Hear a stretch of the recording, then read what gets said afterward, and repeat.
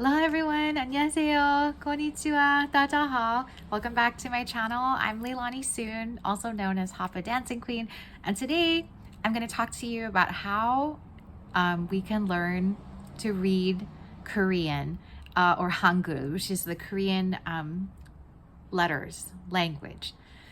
So a short, quick backstory. When I decided to learn Korean, I enrolled in my local community college to take a class. On my first day, freshman in college, I went to class and I was really overwhelmed. My teacher, I love her, 교수님, Professor Sua Kim. She's a great teacher, but I think maybe just for where I was kind of getting overwhelmed because I may have seen these very cool looking letters, but they looked so intricate and I didn't know how to read them. How do I match the sound with the name with the sound? And it was just like, it was super overwhelming. I almost thought like I was gonna drop my class and give up when I was just trying to start. And I was so interested in learning Korean because I made some Korean friends with this English program that I was working for in high school, with the CAPE program, the Center for Asia Pacific Exchange. And they were so kind to me that I really wanted to understand like what they were saying when they weren't speaking English, because they were here to practice English. And I was, I was just not in the greatest place self-esteem wise in high school. So my first day of class, I made a friend, Jean Oni, hi Oni, who patiently like sat me down. She said, okay, just give me a couple of hours and I will teach you how to read and write this language. I said, okay, oh my God, I don't even know. Like, please, if this doesn't work, then I have to quit because it looks so overwhelming. I don't know if I can do it. So she sat me down and then she brought out a bunch of flashcards. So this is a sample. And actually the Korean language is really, how it's designed is so smart because there's patterns. I mean, all language has patterns, but once you see the patterns in Korean, it'll be so easy for you. Example. So Korean, usually, well, for most languages, it starts with in at least the writing portion. So this would be considered a consonant, this circle, depending on its placement. Anyway, when it's in front of a vowel, so this by itself would be a consonant, consonant by itself, or this by itself is a vowel.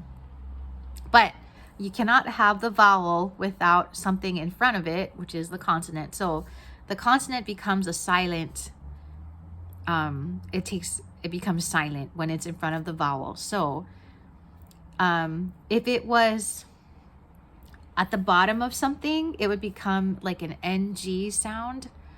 But anyway, that's kind of getting ahead of myself. So what I'm trying to say is, she asked me, what does this look like? And to me, somehow I thought it looked like a fish.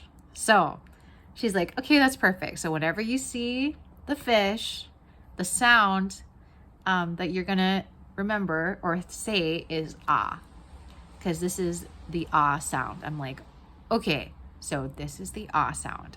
So every time I saw that, I'd be like, okay, this is ah. Then she started combining this with more sounds. So example, so if this is ah, but if I add another letter on the bottom, so Korean, actually, now, so this, if you add that, then it adds another sound. So this kind of L looking letter in Korean is an N sound. So if this was ah, then this becomes an, like an. So this becomes an. But it just made so much sense to me how she just helps me to link different pictures with different sounds, because then I was like, okay, even if I don't know the name of the letter, as long as I know the sound, then we can sound it out. We can sound out whatever letter it is. So this is an. And if we add, oops. Oh, okay, let's try that again. So I'm kind of throwing a lot at you at once, but once you see it, I think it'll make more sense. So, An Young. So Korean letters are grouped in blocks of 1, 2, 3 letters, or it could be even 4 letters. Example,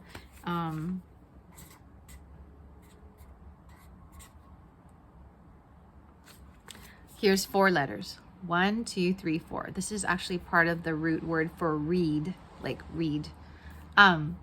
So anyway, so 3 letters or 4 letters. So once you know that they kind of go in, the syllables are in blocks of different sounds. So an, and then the N sound with, this is a Y-E-O. And then at the bottom, when this circle is on the bottom, that means it's a silent, oh no. On the bottom, it means an NG. So it's like a like a NG. So this together is 안녕. 안녕. And 안녕 is the first part of 안녕하세요, which is part of the Korean greeting, which literally means, are you in peace? 안녕 is peace. So, which we all need peace. I'm sure we can all agree that we all need peace in our lives. So, 안녕. Yeah, it's such a cool thing. And then it'll just all make sense. 하세요. So, 안녕하세요. Ha is yeah, so that thing right there, that's an H. Ha, se, that's an S, this thing.